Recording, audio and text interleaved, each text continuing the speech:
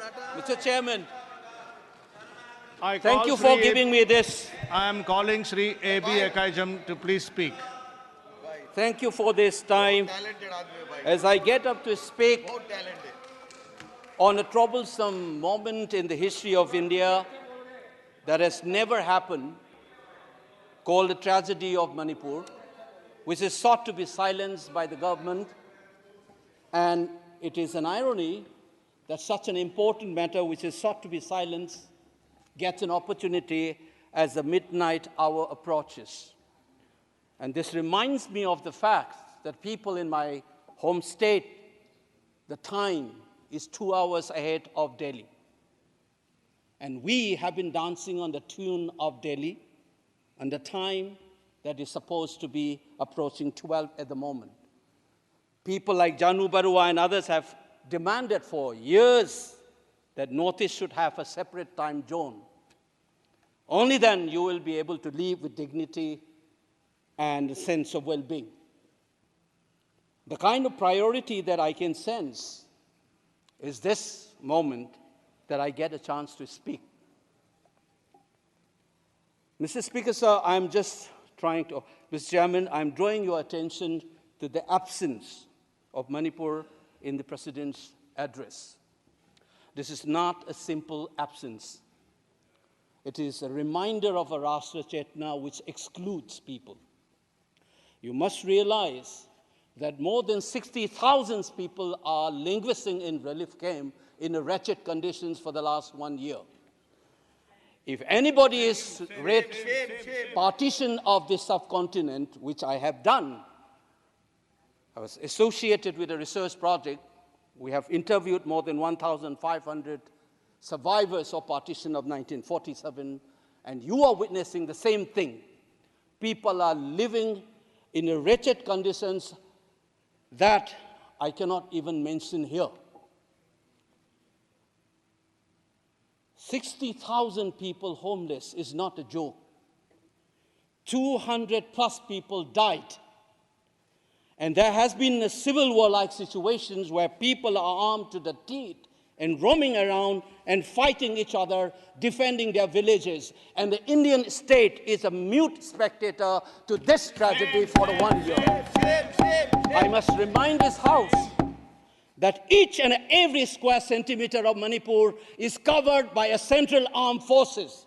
It is one of the most militarized areas in this country where you have more armed policemen than the civil police, besides the armed forces of the Union. Despite this, how is that 60,000 people were rendered homeless and villages in thousands were destroyed? And yet, our Prime Minister remained mute, not even a word. And the presidential address did not even mention that. Shame, shame, shame, shame. And I said that this silence is not normal. It is a reminder of the fact which many scholars have said, that there is a continuity between colonial and the post-colonial period. Today we are observing a day where we begin a new criminal laws, seemingly discarding the colonial heritage. But as Ashish Nandi says, colonialism is a state of mind. It is a psychological phenomenon. It is an outlook, the way you look at the people, the way you look at the world. And the fact that this continuity is shown by neglecting the tragedy of a state, which is the 19th state of the Union. It is amazing to see that I get an opportunity as the midnight hour approaches to register this anguish and this hurt of the denial that this country has meted out to its own citizens in the state of Manipur. I must ask these questions to the House. Is this silence communicating to the people of the Northeast, and Manipur in particular, that you don't matter in the Indian state scheme of things? Major Laisam Jotin, who was awarded Ashok Chakra while grappling with suicide bomber, was a Manipuri, who was awarded Ashok Chakra. You are dishonoring his own state. Major Ngangom Joy Datta, who was awarded Veer Chakra while fighting for this country and doing his duty as a part of the peacekeeping force in Sri Lanka in 1987, you are dishonoring this man. You are dishonoring the likes of the youths who hold the tricolor in international platforms. The likes of Mary Kom, Sarita Kunjarani, and Mirabai Chanu. You are saying that you don't matter in this country. Your state doesn't matter in this country. You are also saying that the likes of Ratan Thiam, the icon of the culture of this country, Arivam Sham Sarma, don't matter in this country. If you have an iota of concern for this state, there would not have been a silence. There would not have been a silence in this house, nor in the presidential address.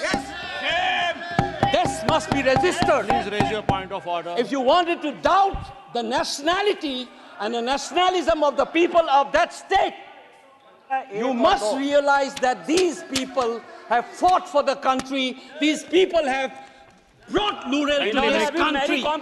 Please remember this. And that is what the silence means.